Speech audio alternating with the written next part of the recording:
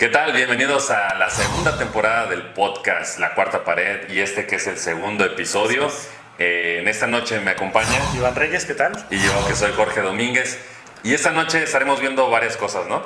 Así es, vamos a tener nuestro top 3 personal, cada quien va a tener de películas de terror, que este va a ser un episodio particular para estas fechas de Halloween y Día de Muertos. Vamos a tener eso, vamos a tener chido y variado y por supuesto lo infaltable que son los estrenos de la semana para que no se los pierdan. Se estrenan ya este viernes, así que listos y comenzamos.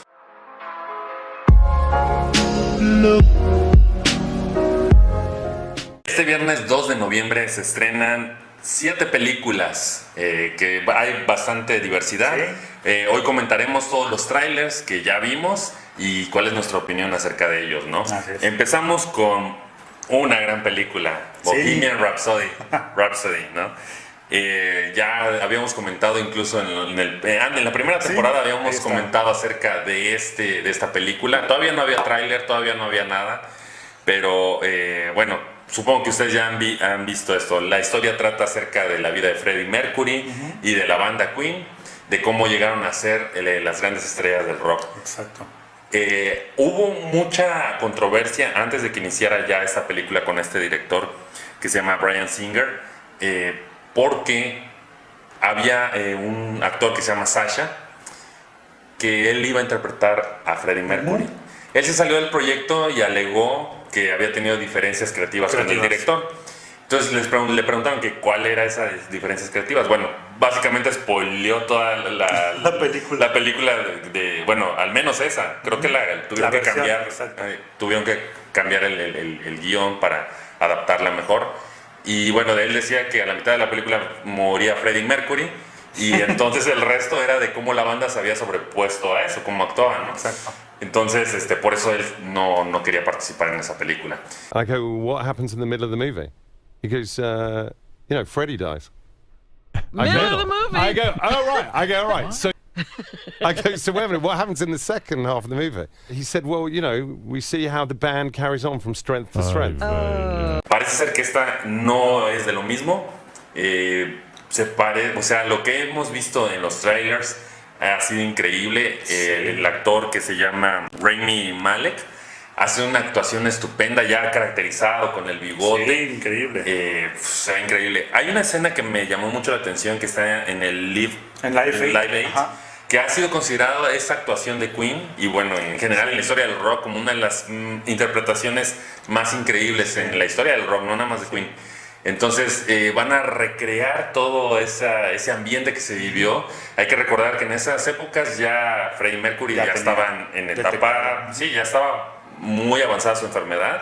Sin embargo, el concierto que dio ahí fue increíble, Sí, ¿no? de hecho, ese concierto estuvo a punto de... Bueno, esa presentación de Queen estuvo a punto de no suceder.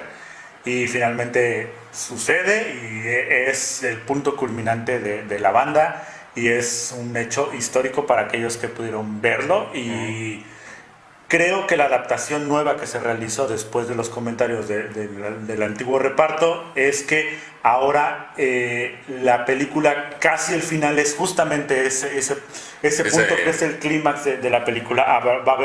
Vamos a ver cómo nos los terminan de contar. Seguimos con nuestra siguiente película que se llama El Cascanueces y los Cuatro Reinos.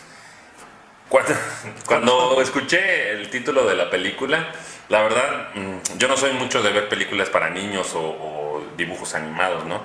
Y la verdad no me llamó la atención. Bueno, pues me puse a ver el tráiler, me quedé completamente sorprendido por el reparto que tiene, por la calidad impresionante que están manejando en la película. En esta película intervienen Morgan Freeman, Eugenio Derbez, que me imagino que ahí ha de hacer algún papel menor. Sí, exacto.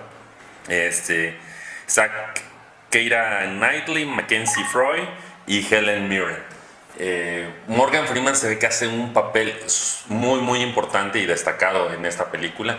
Me pareció un poco, tanto la historia como el ambiente de la película, me recordó Alicia en el País de las Maravillas, no necesariamente la versión de Tim Burton, sino el libro general, ¿no? La historia se parece mucho. De hecho, vi ahí unas críticas que la comparaban pero que decían que al final de cuentas, al parecer, o sea, no tiene nada que ver una con otra, son similitudes simplemente de las historias, pero parece que está increíble esta película. Entonces, sí, después de no tener interés, ahora sí quiero verla. Después del tráiler. Después del tráiler, exacto. Sí. Bueno, y con esto pasamos a la próxima película que se llama Inquilinos. Esta es una película mexicana. Curiosamente, es una temática que ya se ha abordado en muchas películas, parece trillado, pero me pareció que el rodaje, al menos en el tráiler, estaba bien planteado. Hay escenas cuidadas, la película se ve de poco presupuesto, pero se ve que se ve cuidaron, bien, o sea, se ve decente, o sea, exacto, se ve una buena producción. Exacto, cuidaron como detallitos, no se ve el clásico susto por serlo, simplemente el jump scare, el boom story, boom movie, exacto. Boom movie, exacto. Tiene como cierta historia que, vuelvo a repetir, parece como muy sencilla, parece algo tan simple. De hecho, la historia es que una pareja joven se va a vivir a una tipo vecindad en la cual empiezan a suceder cosas muy extrañas. Una de sus vecinas hace brujería. Exacto, al parecer, ¿no? Porque siempre los queda observando y tiene un aspecto muy raro, entonces pasan cosas extrañas. Exacto. Y ellos van a tener que luchar con eso. Obviamente es una película de terror que yo creo que sí vale la pena. La protagonista es Dani Perea, muchos la ubicamos o la ubican por la chica de Arqueta de Vecinos, ¿te acuerdas de la serie de Vecinos de Eugenio Derbez? Pues es ella justamente. Okay. Para toda la gente que llega a reconocer a Dani Perea, a mí me costó un poco separarla de ese papel de cómico. Vecinos, exacto, cómico. Con este y papel serie, donde ella además, es, ¿no? exacto, ¿no? Y aparte aquí es creo que una madre de familia, ¿no? Está embarazada, alguna cosa así. Algo así.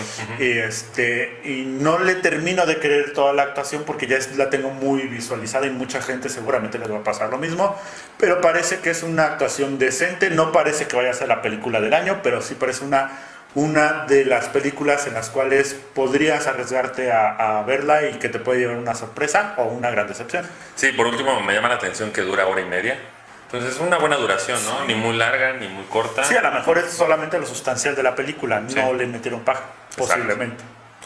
Perfecto. Y tú también viste algunos trailers, ¿no? Sí, pues empezamos con Misión Submarino. El director de esta película es Donovan Marsh. Déjenme decirles que al principio de la película se trata sobre... Bueno, en el tráiler. Bueno, perdón, la película, que ya la estuve reseñando. Bueno, en el trailer de la película vemos un submarino de Estados Unidos simplemente surqueando los límites de sus territorios, exactamente, y son atacados por otro submarino. En el desarrollo del tráiler ya te das cuenta que es un submarino ruso que los atacó, y lo que se está planteando es que Rusia los está atacando, pero no es el gobierno de Rusia, sino es un ministro que se quiere sublevar allá en Rusia y que les quiere hacer como un golpe de Estado. Un golpe de Estado, efectivamente. Entonces trata de hecho, secuestran al presidente, ¿no? de Rusia. Efectivamente, entonces básicamente esa es la temática, y de ahí hasta ahí el tráiler me parecía aburrido, no me parecía mucho, pero después empiezan las escenas de acción. Yo creo que hasta mitad del tráiler es así que, esta tontería, algo más. Se me hizo un poco como en la anterior que participó Gerard Butler, que era de destrucción masiva. Ajá. No me acuerdo cuál era, ya tiene tiempo que la reseñé. Geotormenta. Se me hacía, o sea, cuando estaba viendo el tráiler se me hacía mucho de ese estilo. Dije, Gerard Butler haciendo otra cosa así como de desastre. Y no, esta es bélica completamente. Y me sorprende que a la mitad, o un poquito más de la mitad del tráiler, sale Gary Oldman. Exacto. Y yo... wow, sí, entonces ya parece que va mejor. La siguiente es Silencio, es una película mexicoamericana en la cual se relata, el tráiler nos plantea una historia en la cual cae un meteorito y ese meteorito deja ciertos materiales dentro de ellos. Sí, por cierto, que en México, en la zona del silencio. Exacto, por eso se llama Silencio. Entonces ese meteorito deja un material que parece oro. Ahí en la película le dan un nombre, pero no recuerdo cuál es el nombre de ese material, pero parece oro. Y ese aparato, ese material les permite en futuras investigaciones retroceder en el pasado. Entonces quienes lo encuentran ahí son una investigadora que estaba como de vacaciones por ahí y sucede un accidente. Entonces, en el desarrollo de buscar qué componentes tiene, se dan cuenta que con ese componente pueden regresar al pasado y cambiar ciertas cosas, pero siempre y cuando haya estado ese material en las cosas que se pueden cambiar, ¿no? Y de hecho, él se plantea la paradoja en el tráiler de que al cambiar los eventos del pasado puede afectar demasiado el futuro. El futuro, exacto. O sea que es muy impredecible lo que pueda pasar y por esa razón deciden esconderlo. Lo entierran para que nadie lo encuentre, pero como evidentemente empiezan a pensar que hubiera pasado si ese accidente no hubiera sucedido, se recuerdan que entonces tienen ese material que puede cambiar, entonces deciden decir, bueno, vamos a ver qué pasaría si no hubiese pasado ese accidente. Evidentemente el futuro pues cambia y al parecer secuestran a uno de sus hijos, que es lo que pasa en el tráiler, y esa es la temática. O sea, el punto de la película es ver qué pasa cuando cambian el futuro, si es que ese accidente no hubiese ocurrido, ya teniendo el material. Entonces, esa es la premisa, me parece bastante decente, así que... Entretenida, ¿no? Entretenida para ser mexicoamericana, entretenida, ya el destino dirá qué tal sí, tal la cosa. no hay reparto relevantes, ¿no? Sí, entonces vamos a verle el beneficio de la duda. Y hay una que se llama Por un hijo, una película que se llama Por un hijo, parte de la selección de cine de arte de Cinépolis, ¿no? Efectivamente, y esta es una de las películas que también llama bastante la atención porque se trata un tema tan común en la sociedad como un divorcio, pero aquí te plantean la situación de un divorcio entre aparentemente un padre que es como un poco agresivo, se podría decir, y entonces un divorcio en el cual no se lleva de la manera adecuada o común, que es negociar, bla, bla, bla, qué pasa, sino que el personaje, el papá, trata de llevar todo al límite, en el cual se pone muy agresivo, a pesar de que ya hay un juicio como tal y la esposa tiene una abogada, está llevando las situaciones al límite, a pesar de que están separados, al parecer sigue ejerciendo violencia física y mental sobre la persona. Y a pesar de que es un tema que aparentemente puede sonar aburrido, la verdad es que en el trailer se ve bastante interesante y no por nada es una selección de arte de Cinépolis. O sea que es una muy buena elección para aquellos que quieran ver este tipo de películas que se podrían... Es que no sé si se llama un drama suspenso, se podría decir. Pues yo creo que sí, como tipo thriller más o menos. Un poco thriller, exacto. Entonces no se sabe bien si las intenciones van a más allá como asesinatos o cosas así. Bastante decente, así que... Es una película francesa, ¿no? Del exacto. año pasado, pero que apenas, pues ya ves que en el ciclo de cine de arte... Tratan de meter lo que no se pudo meter en su momento del estreno, así que muy recomendada. Y por último, una película que para todos aquellos que les gusta la literatura, ya llegó la película Ana Karenina, que es del autor Tolstoy. Y en este caso la película evidentemente es rusa y el director es Karen Snavskarov.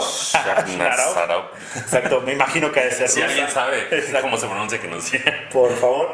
Y básicamente para todos aquellos que ya leyeron la película de la obra literaria de Ana Karenina, pues van a ver, si no bien relatado, sí van a ver muchas de las cuestiones, de los highlights del libro de Ana Karenina, en el cual es una esposa de un zar que se enamora de otro conde y a través de esa relación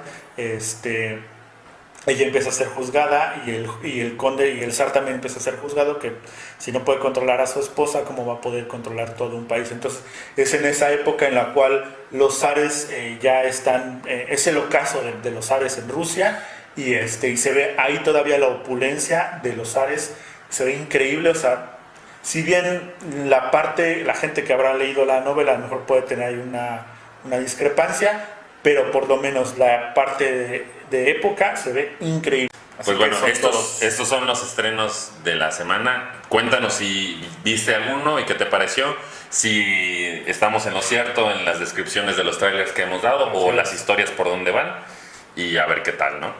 Perfecto. Por motivo de Halloween y de Día de Muertos, hemos decidido hacer nuestro top 3, cada uno, de nuestras mejores películas de terror, bueno, que hemos visto, ¿no? Porque seguramente por ahí habrán otras que a lo mejor no hemos visto.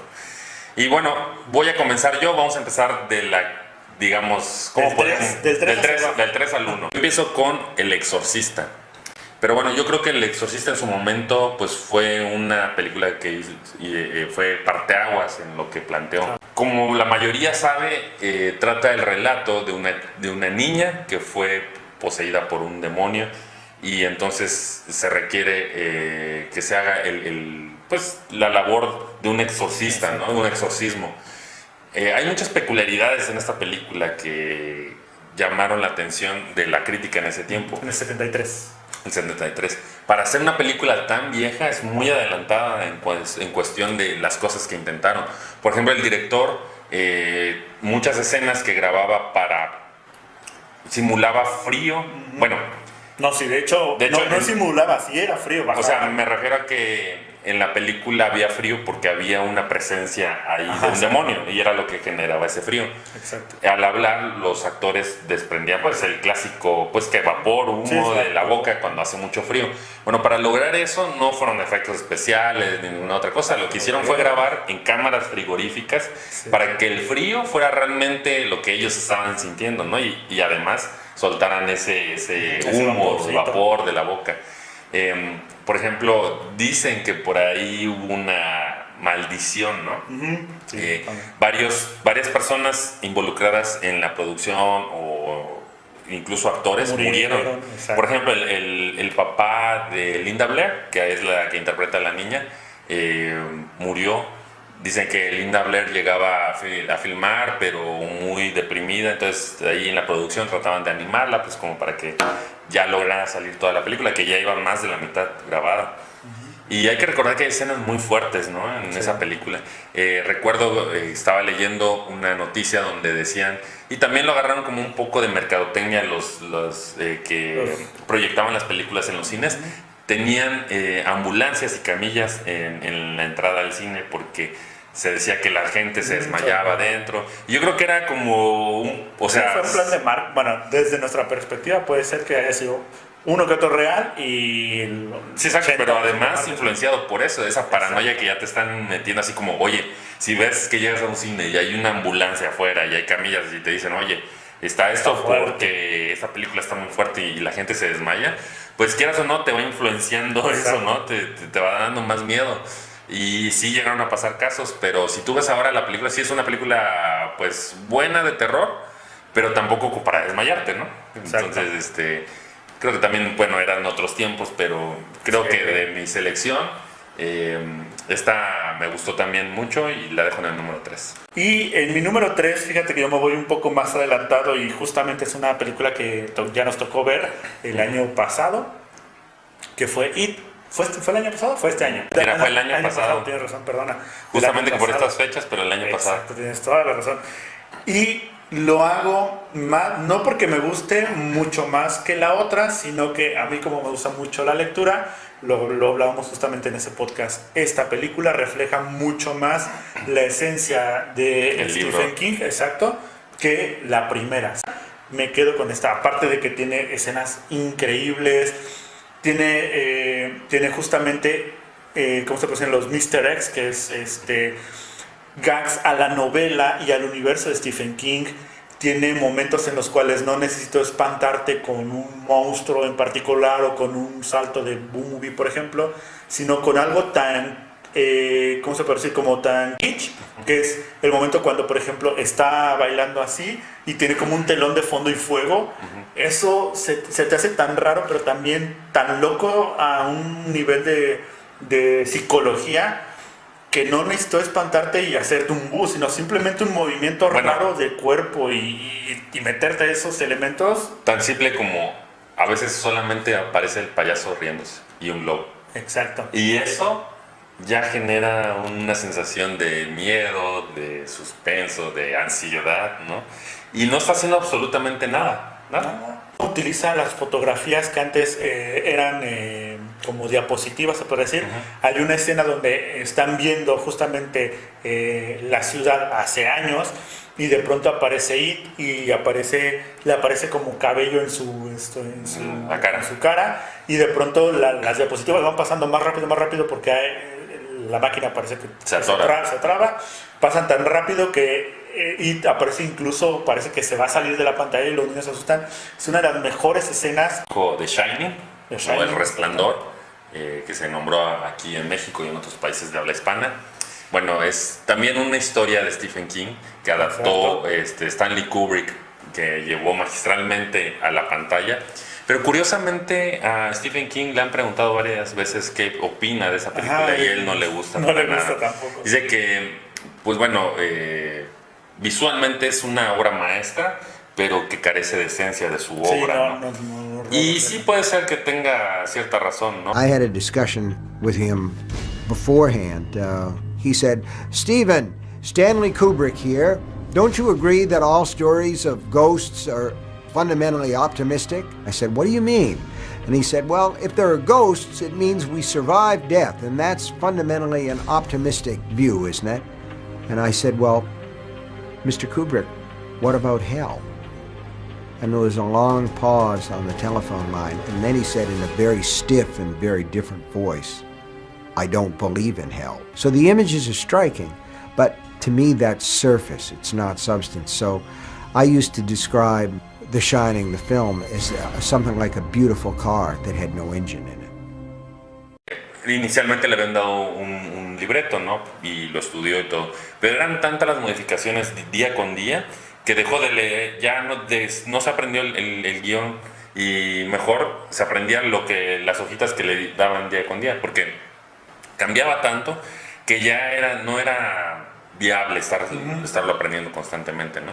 Entonces, pues esa fue la técnica de Jack Nicholson para interpretar. Ajá. Hay muchas anécdotas acerca de esta película, como por ejemplo, la mayor parte de la película transcurre en un ambiente donde hace mucho frío y justamente era lo opuesto en el set de filmación, por las luces, por la gente, y no estaban completamente en invierno, el calor era excesivo y ellos tenían que utilizar sacos, trajes y cosas que simulaban estar en el frío, ¿no? También hay una escena donde casi al final de la película donde hay la esposa tiene un bar y le quiere pegar a su esposo.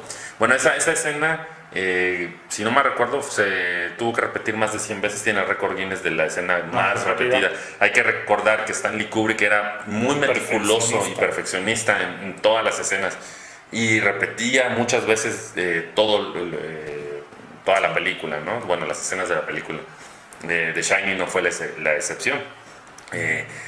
Los actores recuerdan que esa película fue un martirio grabarla, por lo que ya les conté del guión y porque además Stanley Kubrick los forzaba hasta el límite. Por ejemplo, a la chica que interpretó el personaje de la esposa, la bofeteó en varias ocasiones frente a todos.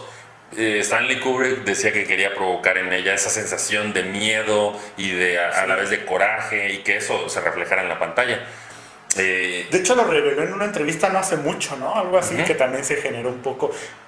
Salió lo volvió a decir con relación a lo del Me Too, pero no ni a favor ni en contra. Simplemente dijo que efectivamente había veces que te podían llevar al límite, pero dependiendo de lo que tú permitieras y tus límites y tus capacidades para superar las cosas, podría generar una buena actuación, como fue en este caso. Que eso es lo que ella dijo.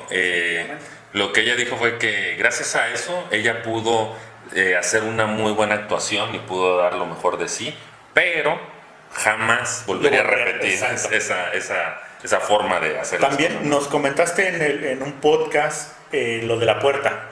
Ah, sí, que esa es una anécdota bien interesante.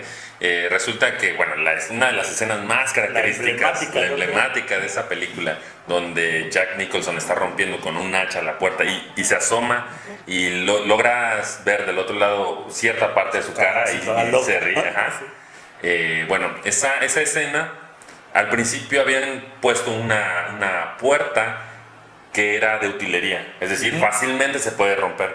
Lo que no contaban es que Jack Nicholson había sido voluntario del cuerpo de bomberos, y entonces tenía muy buena condición, sabía cómo utilizar un hacha fácilmente, sabía cómo romper una puerta fácilmente. Exacto. Entonces cuando hicieron la primera toma, bueno, pues no le duró nada. Sí, ¿no? Porque la toma requiere que des varios hachazos para que poco a poco se vaya abriendo el hueco y él logre meter parte de la cara. No sirvió de nada la primera puerta, y entonces tuvieron otra vez que volver a repetir esa escena, además como muchísimas veces, no recuerdo cuántas, 40 veces, algo así. Y después las tuvieron que sustituir por puertas muy pesadas y gruesas para que se pudieran hacer de buena manera. Pero imagínate, la tuvieron que hacer como, o sea, no tengo el dato exacto, pero supongamos unas 20 veces. Y esas 20 veces estar volviendo a cambiar la puerta por una puerta pesada que van a volver a abrir a hachazos, ¿no? Entonces, así hasta que quedó la escena que nosotros conocemos ya en la película. Sí, ¿no? Y a tal grado que es la escena emblemática, que es incluso en algunas versiones es la portada de la película, en los póster, y aparte en Los Simpson, y esa ha sido parodiada. Parece parodiada un chingo de veces. Creo que hay también no sé si un récord o por ahí hay un contabilizador de cuántas veces ha sido parodiada esa escena. Así que bien por Stanley Kubrick, ¿no? O sea, sí, y como último dato, hay un documental que se llama Habitación. Tienen el número de la habitación importante en esa película. No recuerdo exactamente, 234 o algo así. En este documental te explican las supuestas teorías que hay de qué quería decir Stanley Kubrick más allá de la historia que tú estás viendo en pantalla. Sí, mi número 2 justamente es una película que fue nominada a los premios Oscar el año pasado y que mucha gente, una de dos, o la dejó así de, sí, y nunca la vieron, que se llama Get Out.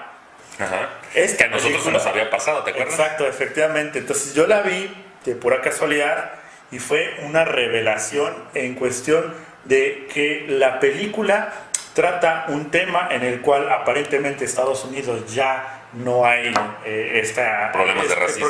No, de racismo sí, pero de esclavitud específicamente hacia los negros, ¿no? Es una pareja justamente de una chica blanca con un chico de raza negra. Entonces aparentemente ellos tienen su relación, todo normal, la chica no es racista, pero su familia aparentemente sí, y ella tiene como un poco de pena de que su familia sea así, a pesar de, bueno, y teniendo en cuenta que su novio es negro.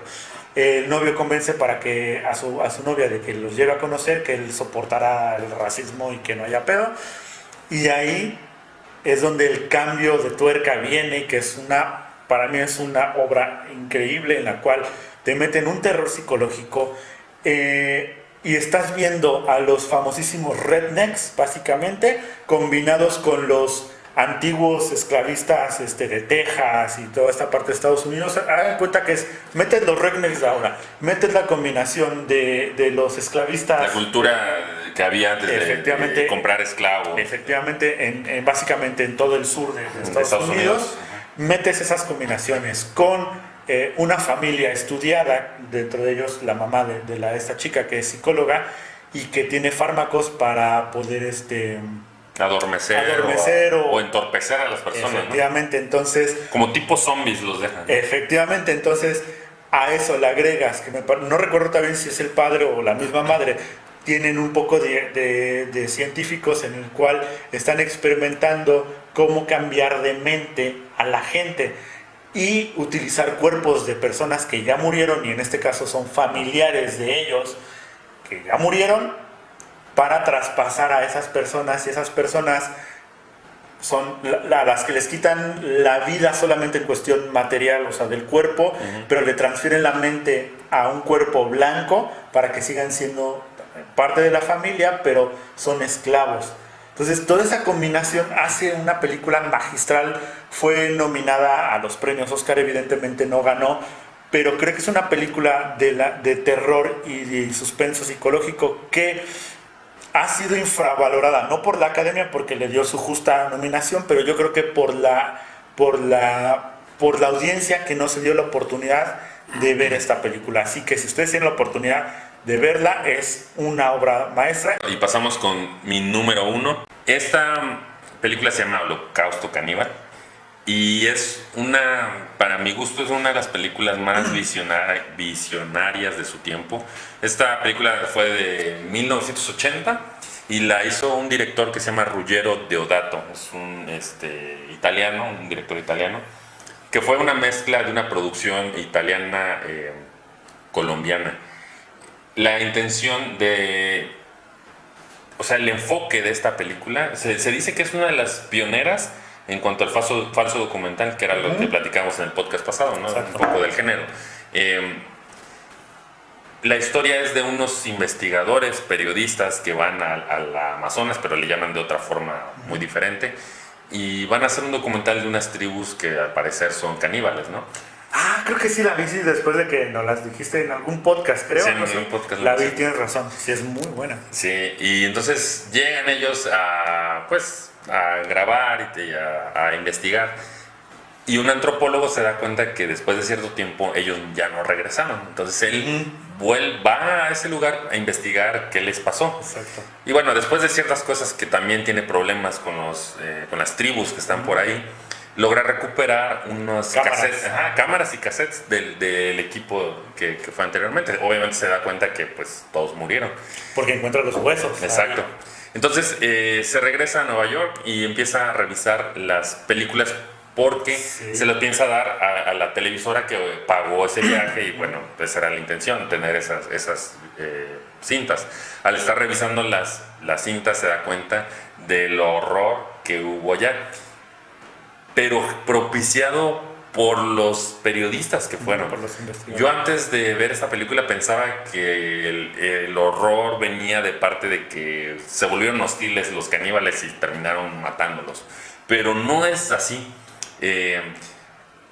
Ellos empiezan a hacer cosas muy cañonas, como violar gente, matar, incendiar pues aldeas, cosas por el estilo, hasta que digamos que en un momento eso tenía que estallar de cierta manera y pues los terminan matando, ¿no? Es una versión muy, muy, muy resumida de todo lo que pasa en la película, pero digamos que está considerada también como una película gore, porque sí hay desmembramientos, hay empalamientos, hay violaciones, pero como lo estoy contando pareciera que lo hizo, no sé, la peor persona del mundo y está horrible la película. Y bueno, cumple su propósito. Sí te da miedo, sí genera suspenso. Se ve que es una película de bajo presupuesto, pero muy adelantada a su tiempo.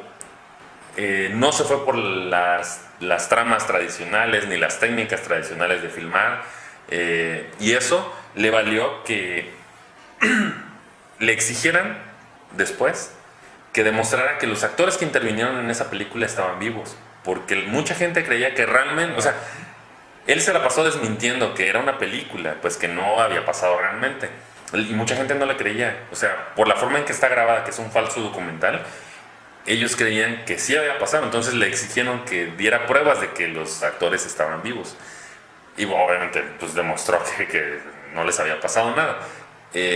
Lo que sí, frente a la cámara grabaron cuando mataron varios animales. Por ejemplo, en una de las primeras escenas sangrientas se ve que sacan una tortuga y la descuartizan. Eso es real, eso sí mataron a la tortuga. Y esas son de las cosas feas y fuertes de la película, y bueno, que en aquel momento pues bueno, pues no fue un humano, ¿no? Y eso no se puede hacer actualmente, ¿no? O sea, sería algo muy, muy cabrón, te meterías en muchos problemas. Pero en ese tiempo, bueno, sí fue feo, pero no pasó de, bueno, sí estuvo muy feo, pero no fue una persona, sino fue al que mataron. Ok. Porque no era la única película que lo hacía, o sea, era común que utilizaban animales y a veces salían o lastimados o los utilizaban en ciertas escenas donde les infligían dolor y pues morían los animales, ¿no? Pero era común, por así decirlo. Pues bueno, a eso ya ahora no se puede hacer. Por eso, para mí, Holocausto Caníbal, dentro del género de terror, es mi mejor película, que yo creo, por todas las cosas de originalidad, de cómo fue filmada y todo lo que tuvieron en contra para hacerlo, y aún así pues lo hicieron bien. Vamos a cerrar el top 3 con Drácula de Bram Stoker. hecha por uno de los mejores directores de todos los tiempos, que es Francis Ford Coppola, que esta película fue hecha en el 92 y que también hay una controversia. Recuerden que hace ratito les dije que a mí me gustaban las películas que respetaban un poco... Que eran fiel. Exacto, un poco más fiel o muy apegados a los libros, lo más posible. Y esta película es el caso contrario. Si bien Bram Stoker, en el libro como tal de Drácula, casi todo el libro, por ejemplo, de hecho, fue al revés acá. Yo llegué al libro de Drácula de Bram Stoker por la película y no viceversa. ¿Qué es lo que pasó? En la película de Drácula de Bram Stoker vemos un juego de sombras en cuestión de tomas en las cuales ves a Drácula parado y su sombra se está moviendo. De hecho, también ese tipo de escenas han sido parodiadas muchísimas veces y en Los Simpsons no ha sido la excepción. Ves, por ejemplo, cuando Drácula está, por ejemplo, caminando, se limpia, no se ve al espejo aparentemente y no hay nadie. Todo lo que hemos visto de referencias en vampiros, casi el 80% de lo que ustedes puedan ver casi en la actualidad son referencias a esa película de vampiros. Hubo otras mucho antes como Nosferatu, que también es una joya. Buenas, exacto. Y esa es, ¿cómo se llama? Sin hablar, película muda se podría decir, porque realmente no hay diálogos. Pero, por ejemplo, Drácula lo llevó a otro nivel, en el cual vemos, por ejemplo, escenas que realmente te llegan a causar como un poco de que te cambian el switch, algo que no esperabas, como lo de las sombras, lo que te mencionaba. Por ejemplo, antes de esa película, bueno, con excepciones como Nosferatu de mucho tiempo atrás, recuerda que el vampiro era ridiculizado, por ejemplo, por series como Los Monsters o La Familia, o otras series, donde el vampiro pues era como el de los dientes con su capita y todo blanco y que dormía en un ataúd. Y muchas cosas las retoma en esa película, pero le quita como lo gracioso, la parte que no... Hace un vampiro viejo, serio, culto incluso, también un poco demacrado en algunas ocasiones, elegante, porque a pesar de que está viejo, vive en un castillo, está viejo, pero todavía se le ve un porte importante. Y algo muy importante, que ahí, por ejemplo, no respeta el hecho de que el clásico de que el fuego es rojo. En la película el fuego es de color, en algunas escenas fuera del castillo es azul, por ejemplo, ¿no? Que se apega mucho a lo que Dante Alighieri decía, que el infierno estaba congelado y no hacía calor, sino que ahí lo refleja Francis Ford Coppola con que algunas escenas de fuego son azules y luego ya cuando es el fuego en la chimenea sí es del color normal y todo. Aparte vemos a Drácula cómo se transforma, vemos escenas de sexo. Que si no mal recuerdo es Gary Oldman, ¿no? Sí, Gary Oldman efectivamente es quien Drácula interpreta increíblemente a Drácula. Vemos escenas de sexo en el cual vemos cómo Drácula tiene a todas sus vampirescas, se podría decir, en una cama y son muchísimas y están ahí como tratando de tener sexo. Incluso vemos a un hombre lobo, pero un hombre lobo increíble, o sea, desarrollado de una manera espectacular, teniendo sexo con otra chica, que es la prometida del abogado que va a ir con Drácula.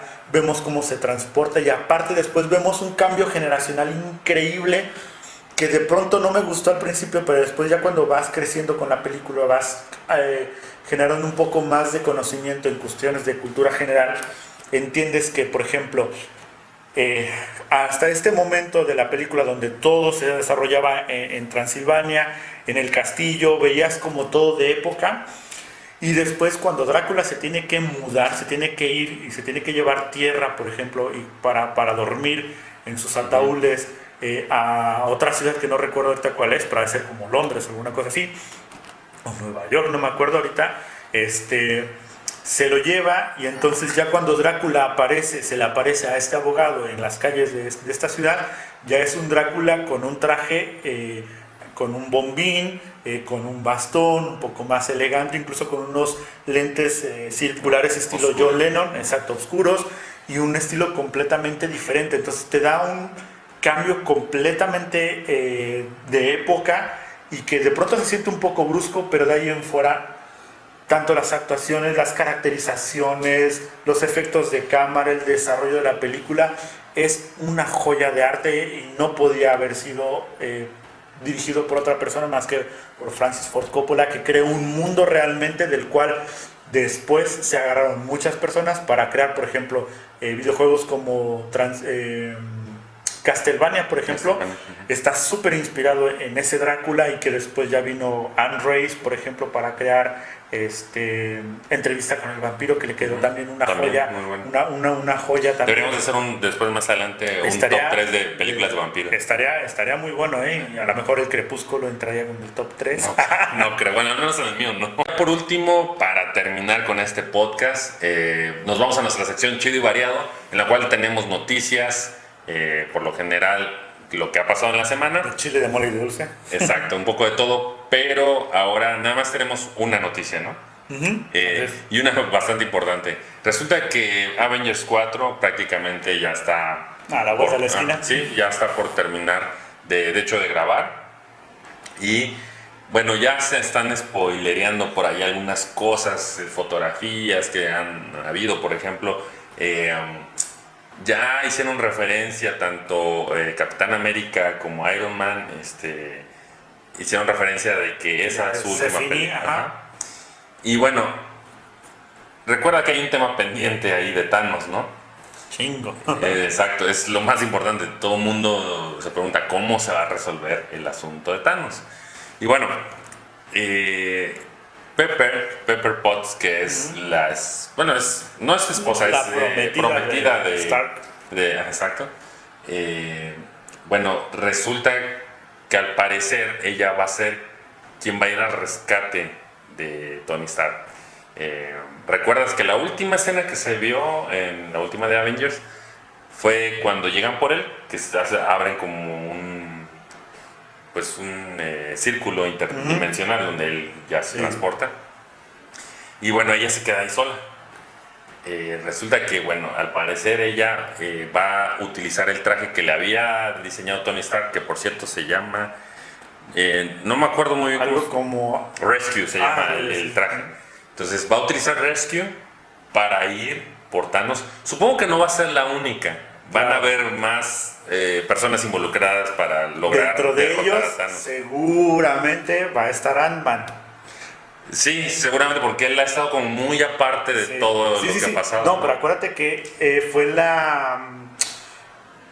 en estas escenas de final de Ant-Man 2 ocurre justamente, ya se vinculó a lo que ocurrió en el final, o sea, cuando se desaparecen todos los superhéroes. Entonces, dentro de ese universo, o sea, ya están vinculados. No hay manera de que bueno, a lo mejor sí puede haber manera de que no intervenga. No, pero si no no, para sentido. no tendría sentido que en esas escenas post créditos los hubieran metido. Entonces, seguramente Ant-Man, Potts y otros que no habremos visto en Avengers, por ejemplo, a lo mejor Hulk en su transformación como Hulk, no como Dr. Wagner, estarán ahí presentes, ¿no? Sí, no sé quiénes más intervendrán, pero Pues seguro van a ser varios. Capitán Marvel. Exacto, que eso también es de las importantes que van a tener un papel ahí bueno. ¿Y cómo se supo esto? Porque Gwyneth Paltrow, que interpreta a la chica, subió una foto vestida ya con la armadura morada, y detrás se ve una pantalla verde. Al poco tiempo la eliminó, pero obviamente ya quedó registrada, todo el mundo la había, o sea, tiene fotos de eso, y pues esa es la teoría, que al menos que sea un Photoshop muy bien hecho. Pero que sabes que también esto a veces no son errores, o sea, sí es algo muy metido de marketing como para empezar a levantar el hype, ¿no? O sea, también... Sí. Son a veces cosas ya calculadas. Exacto, así es. Pero bueno, ya veremos si es cierto o no, porque también de repente han generado falsas expectativas hacia un lado que no era. Exacto, Entonces, para desviar la atención de lo real. Y entonces, si alguien casualmente o por error se le escapa algo, sea como, pues hay un chingo de cosas que aparentemente son, cuál es la verdad, y solamente la vas a saber hasta que veas la película, ¿no? Así es. Y pues bueno, con esto terminamos tanto la sección como el podcast del día de hoy, que es el número 2 de la temporada 2. Recuerden que nos encuentran en nuestras redes sociales. Bueno, aquí van a aparecer abajo, porque sí cambian un poquito de Twitter a Facebook y bueno, ya las verán ahí. Y bueno, les recordamos otra vez nuestros nombres. Yo soy Jorge Domínguez. Iván Reyes. Y nos vemos hasta el episodio número 3. Chao. Look